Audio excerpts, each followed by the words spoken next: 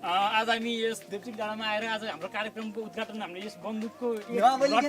छिटो गर्न मलाई ब्याट्री सकिन्छ बाजेले फर्केर हाल्छ कि हान्दैन हान्दैन के यहाँ साथीको अलिकति छ तान्न पर्छ बाजे